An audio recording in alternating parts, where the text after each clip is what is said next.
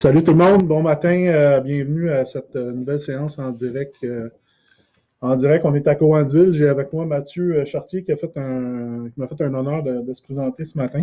Euh, Mathieu, bienvenue. Merci de m'accueillir dans ton petit podcast, c'est cool, je suis Ouais, content d'être là. en fait, c'est un live, c'est pas un podcast, c'est une Un live. différence.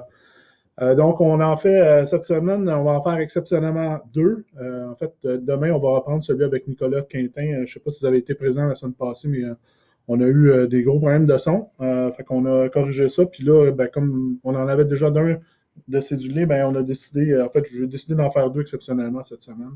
Mais le rythme normal, ça va être autour de trois par mois.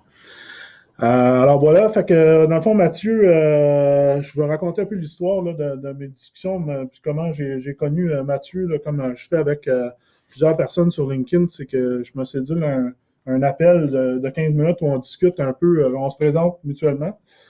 Mathieu, il y avait deux choses avec lesquelles ça a cliqué tout de suite, c'est que dans le fond, il m'avait parlé du fait que il avait senti à un moment donné le besoin de devoir quitter la région pour un peu développer une étiquette un peu plus web et moins reliée au domaine de l'impression.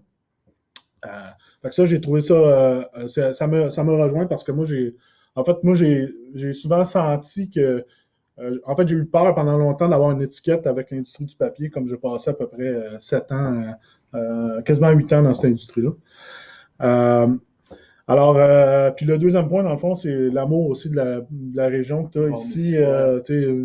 En fait, tu as vécu ici. En ce moment, tu vis pas ici, mais c'est certainement un carton de revenir. Fait que ça c'est revenu. Puis, en fait, ce que je racontais, c'est que quand j'ai commencé à faire le projet de live, puis de penser à des gens que je pourrais inviter, bien sûr, il y en a qui ont des expertises pointues.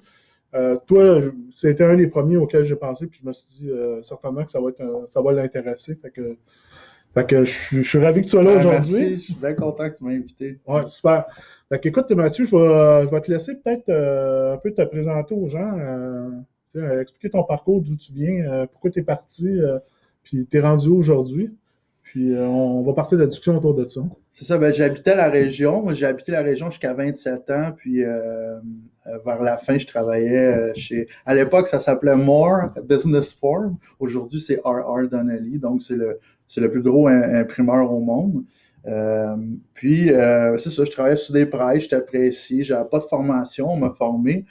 Puis, je travaillais sur des presses numériques. Fait que, tu sais, je trouvais un petit peu mon compte, mais j'avais tout le temps comme l'appel de l'informatique. J'avais réussi à bâtir une business informatique par moi-même, mais j'avais pas eu le guts de lâcher la business pour... j'avais pas eu le guts de lâcher l'amour pour m'occuper de la business. Fait que j'avais laissé ça aller. Mais après, quand le web, j'ai eu l'appel, là, je suis vraiment. Puis quand je dis j'ai eu l'appel, là, c'est vraiment vrai. Ils ont élu le pape Jean-Paul, pas Jean-Paul, mais l'avant-dernier pape, là, Benoît, pendant mon Benoît XVI. entrevue à l'école. Ouais. Ah ouais?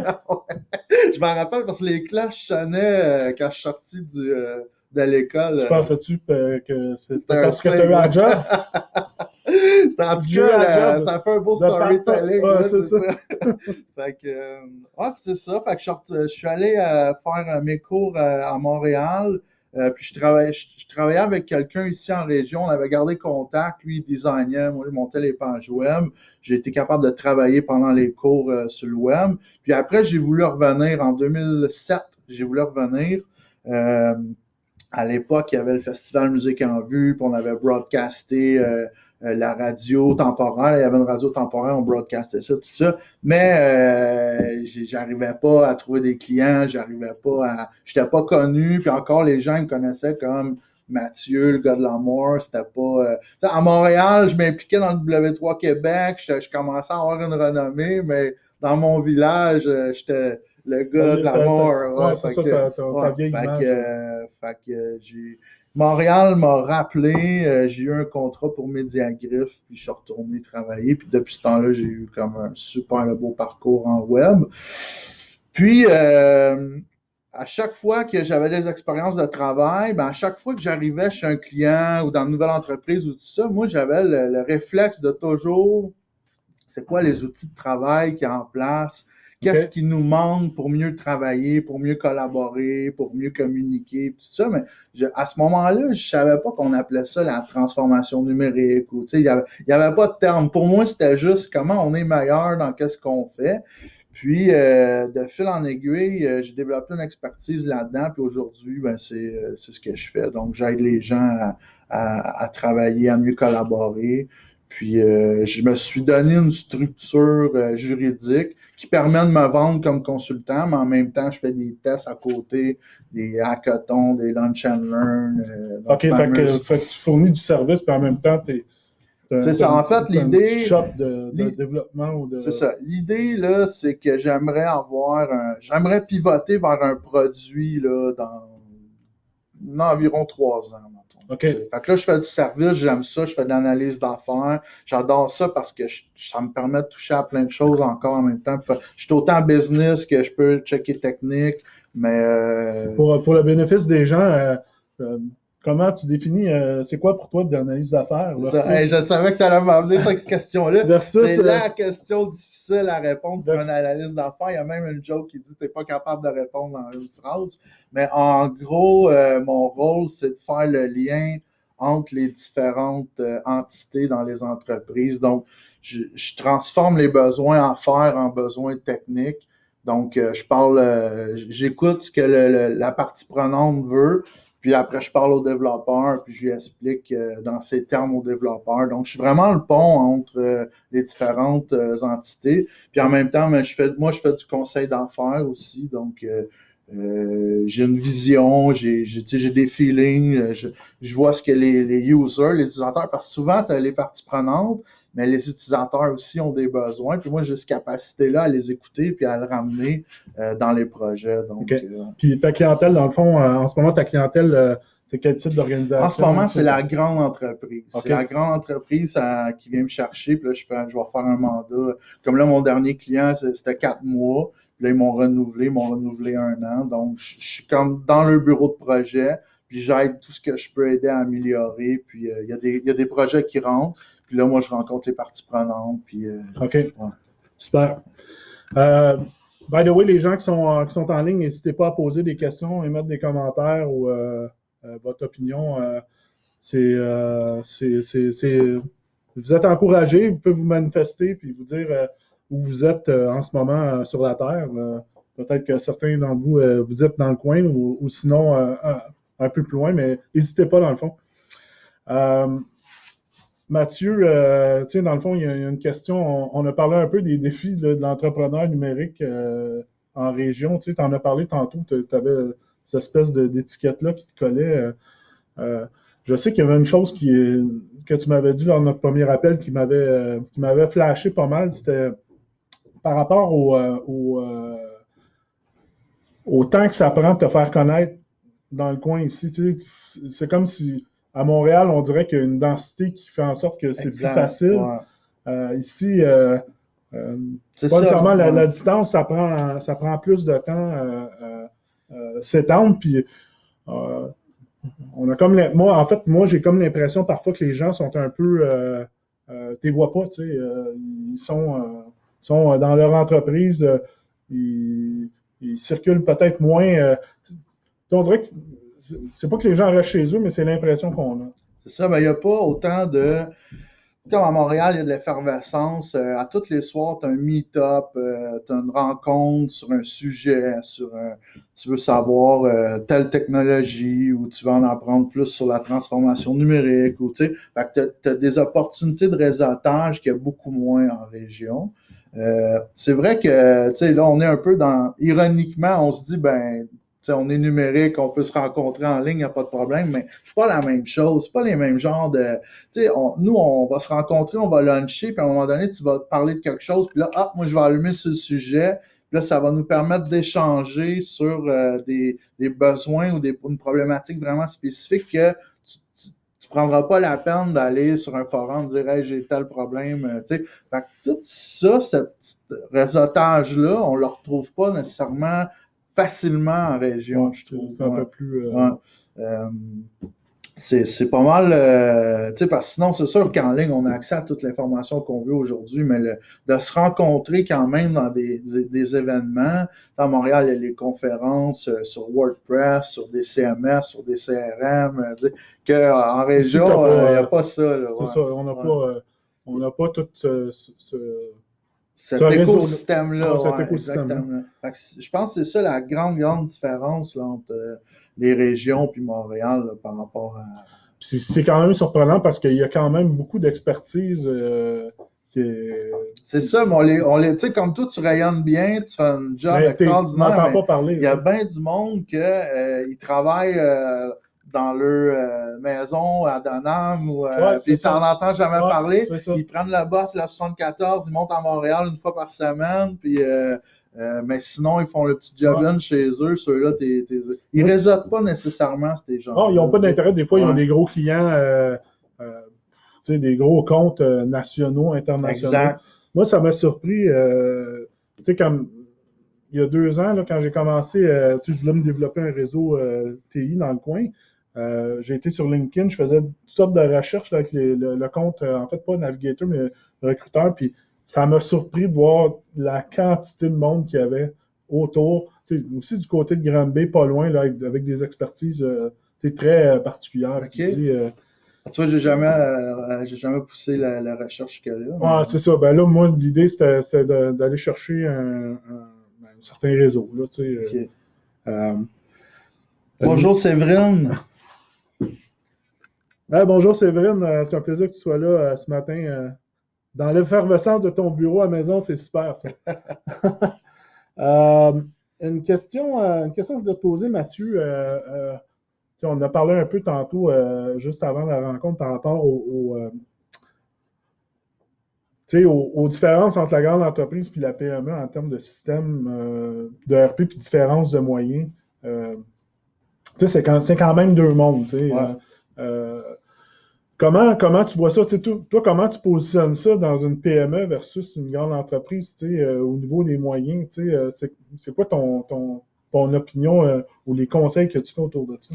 Ben, moi, ce que je fais habituellement, c'est j'essaie de développer comme une grille parce qu'il y a comme un coût par rapport à, exemple, un CRM que la petite entreprise, elle a comme pas accès à la même technologie que les grandes entreprises parce que je sais pas si c'est fait volontairement ou c'est le modèle il est bizarre, mais il y a comme un trou, il y a un gap entre barrière à l'entrée, donc un compte juste pour commencer à utiliser. Puis aussitôt que tu passes un certain cap d'utilisateur, là, on dirait que les prix explosent. Ah, Fait qu'il y a vraiment juste. C'est comme si les compagnies se disaient OK, cette compagnie-là a les reins solides pour payer.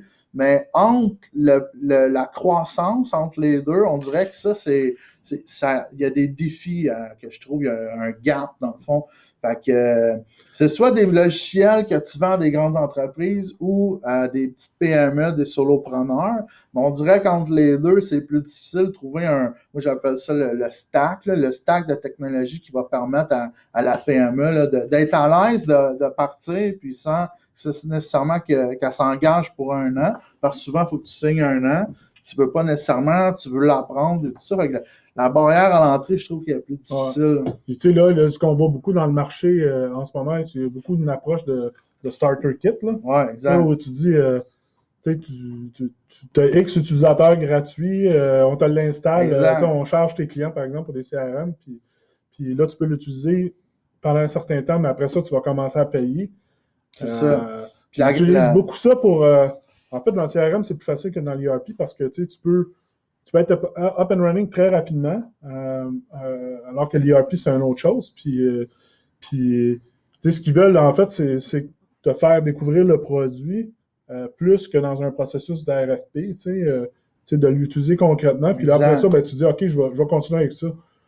Par Ça, contre, mais la grande entreprise, tu vas pouvoir dire, OK, toi, tu es dédié à ça, je te donne 80% de ton temps, c'est ça. Tandis que souvent, la petite entreprise, c'est du monde qui vont faire comme 4-5 jobs en même temps, puis là, ça devient une partie de leur job. Ils n'auront pas le même engagement ou la croissance ou l'acquisition des connaissances du CRM ou du ERP ne sera pas pareil. Là. ouais, c'est vraiment deux mondes. C'est vraiment deux mondes différents. Surtout aussi que plus tu descends, en fait, si tu vas dans une entreprise qui a 15 à 20 employés, c'est vraiment un autre monde, un autre dynamique que celles qui sont à 50, 60 ou 100 et plus. Pierre-Paul nous dit l'accroche. Ouais, c'est ça. Je pense, en fait, ce que tu veux dire, probablement, Pierre-Paul, c'est le starter kit, c'est un peu la nanane pour dire, un peu comme ceux qui vendent des services de télécom, tes 6 premiers mois sont gratuits ou on te donne 50$ de rabais par mois, puis là, après ça, tu te fais C'est ça, ton tarif est revu, tu sais. Il y a un lock-in à un moment donné qui embarque. Je voulais te poser une question. Au niveau des mythes actuellement que tu vois ou des mandats que tu fais dans les compagnies, c'est quoi les mythes que selon toi sont les plus répandus par rapport au numérique ou aux solutions numériques dans les entreprises? Ben, c'est pas le mythe ou le plus grand défi, là, que c'est vraiment que, dans le fond, c'est pas juste une question de technologie, là, c'est vraiment la transformation numérique. Le mythe, c'est que c'est pas la technologie, en fait. Ça vient vraiment des gens, puis c'est le plus gros, là, c'est celui qui est le plus présent que je trouve, là. Sinon, que c'est facile, que ça coûte pas cher, mais c'est pas vrai. Il y a des gros coûts par rapport à la technologie. Fait que, tu sais, c'est vraiment, tu sais, faut le prévoir dans les budgets fiscaux, puis tout ça. Là, dernièrement, la fiscalité de la capitalisation des logiciels, des serveurs, ça a changé. Ah Donc, oui? Ouais, ça. Ouais, okay. C'est ça. Avant, tu achetais des serveurs, tu pouvais le mettre comme un investissement. Quand tu vendais l'entreprise, tu disais, j'ai tant de serveurs en même temps, ça amenait une valeur à l'entreprise. Avec le cloud, tout est dans le cloud, c'est pas à toi, fait que ça passe dans des budgets opérationnels, fait que il y a comme un changement à ce niveau-là aussi. Mais j'imagine que les coûts d'implantation, ils doivent quand même, la portion d'implantation de la première année, ça doit être certainement amorti sur X années, là. Ouais, mais c'est ça, mais d'un point de vue fiscal, comme d'un niveau, j'avais la discussion dernièrement avec quelqu'un. La plupart des entreprises, pour faire des changements technologiques, ils se basent sur le ROI, le retour sur investissement. Puis il y a les grosses entreprises surtout. Il y a des systèmes, comme certains systèmes RH, il n'y a pas de retour sur investissement possible, il n'y a pas de revenu potentiel, donc tu peux pas facilement changer ton système. Tu sais, ton business case, il n'y a pas comme un retour. Des fois, c'est parce que c'est un besoin légal. Ou, exact. À ce moment-là, tu t'en sors, mais sinon, qu'il y a pas, c'est pas. Ouais, ça, c'est. Tu sais, moi, ce que j'ai vu beaucoup dans les grandes entreprises sont quand même très bonnes pour justifier les projets, calculer la ROI, tu sais, le business case. Ah ouais, ça, on peut tout le temps trouver une twist. Là, c'est pas toujours mesuré par après, là, tu sais. Rarement même, je te dirais, c'est rare que j'ai vu dans le support les KPI puis les retours sur les objectifs. Ouais, c'est ça. C'est ça. On va peut-être juste prendre quelques secondes pour regarder les commentaires. Pierre-Paul qui nous dit le coût de changer vers une autre solution devient plus grand que de payer le X $ de plus par mois, effectivement. Séverine, j'ai déjà vu un logiciel de design PageMaking en essai d'un mois et quand j'ai résilié, ils m'ont proposé de réessayer à un tarif de moins de 50%. Je trouve que ça soulève des doutes sur la vraie valeur du logiciel. C'est ça. Écoute, chacun sa technique de vente. Là. On n'aimera pas cette compagnie-là, mais c'est ça. C'est un peu comme dans le domaine du spectacle ou de l'avion. Tu as une grosse variabilité sur le prix payé par les gens au même événement. Pour le logiciel, s'ils peuvent te le vendre, tu es prêt à l'acheter au prix maximum. Ils vont te le vendre, Et par rapport aux avions, une petite anecdote que je savais pas, c'est quelqu'un qui m'a conté ça dernièrement. L'algorithme, tu peux le tricher. Il paraît que pendant le Super Bowl, les ventes des billets d'avion sont tellement basses, c'est le meilleur moment pour acheter des billets d'avion. Ah ouais? Okay. Ouais, pendant le Super Bowl. Mais il n'y a pas un. T'as entendu parler de les vols d'Alexis? Non. Je pense que c'est une app qui intègre l'intelligence artificielle pour trouver OK. les vols les moins chers, tu sais, OK. basés sur justement tous ces OK. trucs-là. Là. D'ailleurs, je rebondis là-dessus. Tu parlais de mythe. L'intelligence artificielle, je trouve que c'en est un beau mythe. OK. Ouais. Personnellement, oui, il y a beaucoup de, tu sais, il y a beaucoup d'avenir à l'intelligence artificielle, mais je trouve qu'en ce moment, c'est beaucoup de marketing pour ce que c'est vraiment. Ça, pour moi, c'en est un mythe, mais personnel, là, mais ouais. Écoute, moi, honnêtement, tu sais, le monde numérique, c'est tellement vaste. L'intelligence artificielle, c'est tout un monde en soi. Ouais.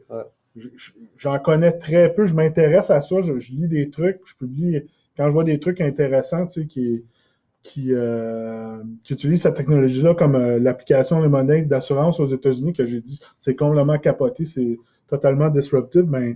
Mais effectivement, je pense qu'il y en a beaucoup qui utilisent ce buzzword-là pour faire de l'autopromotion. Exactement. À la fin du mois, il y a le sommet de l'intelligence artificielle à Montréal. OK. Ouais. C'est sûr que ça intéresse. Ouais, c'est ça. Est-ce que tu y vas? Non, mais je vais avoir un espion sur place qui va. C'est bon. Ouais. Ouais, ben, Pierre Paul dit beaucoup de gens mélangent intelligence artificielle et machine learning. Ouais, je suis entièrement d'accord. Ça, tu as tout à fait raison là-dessus. C'est pas toujours. Ouais, les vols de Lexi, pas une app, mais un courriel signalant. OK, c'est un courriel. OK. OK. Je pensais que connaissais pas. c'était une Merci, application. Marie-Claude. Ça, c'est Marie-Claude du côté de Bourbon qui nous informe de ça. Qu'est-ce qu'on disait donc? On a parti ces mythes, puis on a dérivé un peu. Ouais, c'est ça. Il nous reste quelques minutes quand même encore. Toi, est-ce qu'il y a des exemples de réalisation de projets que tu as vus là, dans les dernières années que tu donnes souvent en référence, tu sais, qui sont des belles applications du numérique ou tu sais, qu'est-ce qui t'allume ou tu sais, c'est quoi que tu as vu, tu t'es dit, waouh, ça c'est vraiment cool, c'est vraiment hot, puis- C'est sûr que tout ce que Google fait par rapport mettons, à Google Maps ou je vais donner un exemple concret aussi d'un truc, les stationnements à Montréal, là, l'application pour les stationnements, je trouve ça magique. Tu sais, tantôt, je suis allé à Mi-Bretonne, j'arrive, là, je fais oh, les parcements, ils sont encore des 25 cents, là, je suis comme oh non, puis bientôt, dans l'automobile, les infos entertainment, tu vas pouvoir réserver ton stationnement dans même l'automobile avec la 5G qui s'en vient. Donc, tout ça, je trouve que c'est peut-être pas nécessairement déjà là, mais je trouve que qu'on s'en va vers de quoi de vraiment intéressant là, avec ça. Euh, Sinon, dans les projets web ou concrètement, tous les systèmes bancaires, comment que ça a changé, là, c'est magique. Là. Ça, on peut n'importe qui aujourd'hui peut avoir un petit e-com là, puis vendre sur PayPal, puis tout ça, c'est fantastique pour l'entrepreneuriat. Ensuite de ça, mais tous les logiciels de productivité, comment ça nous aide à mieux travailler, comment ça nous aide à... Moi, je suis pas trop dans les réseaux sociaux, là. J'essaie, tu sais, je fais beaucoup de veille, mais j'essaie de pas trop... j'ai arrêté à Pinterest, là, mais c'est clair que ça amène tellement de richesse, les réseaux sociaux, que tu peux communiquer, tu peux échanger. L'accessibilité au contenu... Ouais. Puis les live streaming comme ça aussi, c'est intéressant. Là, nous, on broadcast, mais des fois, des réunions à plusieurs qu'on peut échanger, ça et tout, c'est vraiment que ça permet justement aux gens de travailler de la maison. Ça, c'est ça et tout, je trouve que c'est une belle réussite là, du numérique. Puis, tout à l'heure, juste avant la rencontre, je prenais un rendez-vous à l'hôpital, tu sais, de suivi, tout ça, puis j'ai appelé. Et là, ils m'ont dit que je pouvais aller sur le portail, je sais pas c'est quoi, pas Bonjour Santé, en tout cas prendre un rendez-vous, mais là, je l'ai essayé, puis là, ça marchait pas. Ça veut dire que mon médecin n'était pas enregistré là-dedans. Fait que je les ai appelés, j'ai pris un rendez-vous, mais écoute, la seconde que j'ai raccroché, j'ai reçu 2 textos en me disant que mon rendez-vous était confirmé pour l'heure en question, puis que je pouvais canceller en cliquant sur tel lien. J'ai dit, écoute, ça, c'est un domaine, le domaine de la santé où les possibilités vont être vont exploser d'un point de vue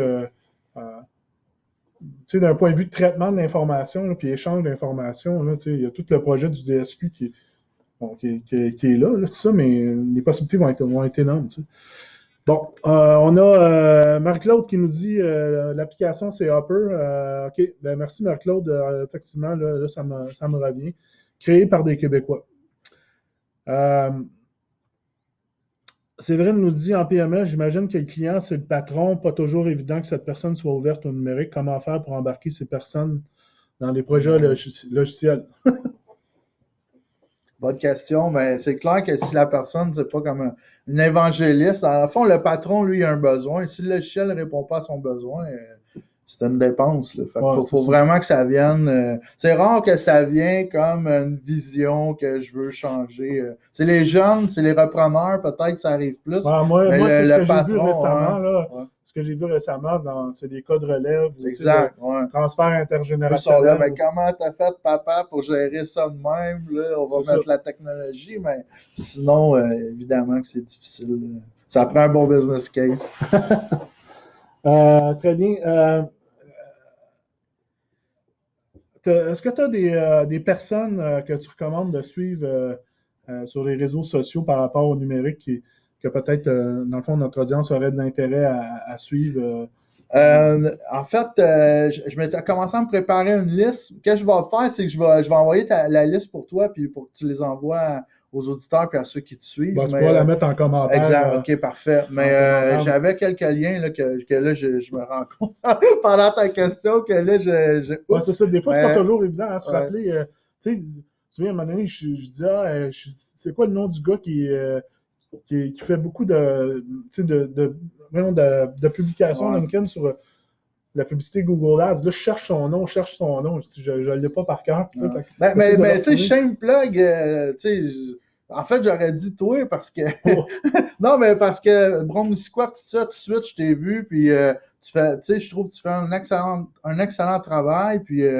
Mais sinon, là, le reste, je vais envoyer par la liste. Là. Bon, ben excellent. On est pratiquement au bout du temps. Je voulais. En fait, c'est un peu le moment du pitch de vente, puis as-tu quelque chose à promouvoir? Je pense que tu m'as fait rire en me disant que tu t'étais couché bien tard pour finir ton site web. Tu fais mon site web hier, c'est ça. Ben, en fait, je suis en démarrage d'entreprise, moi, en ce moment, puis ma petite compagnie, là, c'est In Your Face Lab. Donc, c'est une structure qui me permet de vendre Mathieu Chartier comme consultant, mais aussi, on va faire bientôt des lunch and learn, on va faire des hackathons. En ce moment, je rencontre des gens, on parle de peut-être organiser une conférence. Donc, il y a plusieurs projets qui s'en viennent. N'hésitez pas à vous inscrire à mon infolette. Puis, mais c'est sûr que nous, on veut redonner. Je vais faire de la veille technologique, on va redonner aux gens. Donc, voilà. Je te remercie de me donner cette opportunité-là. Aujourd'hui, j'apprécie bien gros. Je suis bien content d'être venu te voir dans Bromusquat. C'est cool. Je te remercie de ta visite. Puis, je te félicite pour le clic que tu t'es donné de finir ton site, tout ça. D'ailleurs, je veux peut-être dire, c'est super drôle parce que Dominique Pilon, avec qui j'ai fait le premier direct, il avait dit mon site va être live le 10 février. Puis, en fait, j'ai pas pu checker parce que j'étais en vacances, mais j'ai vérifié dans les derniers jours. Puis, effectivement, son site est live. Fait que, c'est agile, hein? Petite itération, mettre quoi en ligne, mais faut que vous reveniez voir souvent pour voir que ça va évoluer, mais au moins, on a mis de quoi en ligne. C'est ça qui est important. Excellent, c'est ça. Ben, c'est tout le temps. C'est cool que tu te sois donné un kick comme ça. Des fois, quand on est en travailleur autonome, on a besoin de se donner un kick. C'est pas toujours évident. En tout cas, moi, je trouve ça. Non, mais j'ai rien fait d'autre pendant la dernière semaine. Je m'en suis rendu compte que c'était beaucoup de travail. Là. Habituellement, je fais ma veille puis tout ça. Là, j'ai comme rien fait. J'étais sur mon site web. C'est super. Ben, écoutez, alors on va fermer le live dans les prochaines minutes. En fait, encore une fois, je te remercie d'être venu, Mathieu, de t'être déplacé. Si jamais je reviens, on s'ajoute une bouteille, la bauche, puis on boit un drink en même temps que le live. Peut-être que c'est ça, peut-être qu'on va devoir faire ça dans un lieu un peu plus cosy, malgré que des fois, pour des 5 à 7, ils le font. Fait que voilà, ben merci tout le monde pour votre participation. Puis si vous avez d'autres commentaires pour Mathieu, n'hésitez pas à les mettre dans le direct. Il va certainement toutes les lire à tête reposée puis nous revenir là-dessus. Puis si vous êtes disponible demain, soyez là. Je fais un autre direct avec Nicolas Quintin. Puis on va espérer que les problèmes de son vont être réglés cette fois-là. Sinon, on va aller pic-pic pas à peu près. Fait que, Salut tout le monde. bye Bye, bye. merci.